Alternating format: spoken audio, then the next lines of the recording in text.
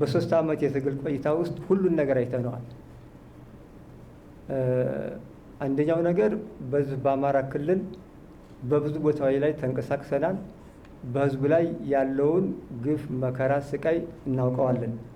ስለዚህ ያ ስቃይ መከራ ከዚህ በላይም መሄድ የሚችልም አይደለም። የአማራ ህዝብ እንደ ህዝብ ይህን ጦርነት መሸከም የሚችልበት አቅም የለውም። ባለፈ በነበረ ጦርነት ብዙ ስቃይ መከራ ደርሶበታል።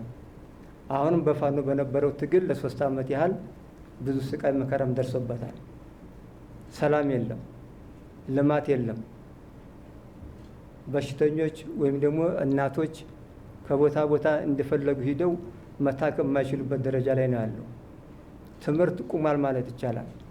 ስለዚህ ይሄ ችግርም እኛም ያሳስበናል፣ ያስጨንቀናል። ይህም ስለሚያሳስበና ስለሚያስጨንቀንም የሰላምን አማራጭም እንድንወስድም ያስገድደናል ማለት ነው። ስለዚህ ይሄንን ስቃይ በመቀነስ በአማራ ክልል ብቻም ሳይሆን እንደ ሀገርም ያለውንም ችግር በመፍታትም የራሳችንን ድርሻ ማበርከት አለብን ብለን እናምናለን።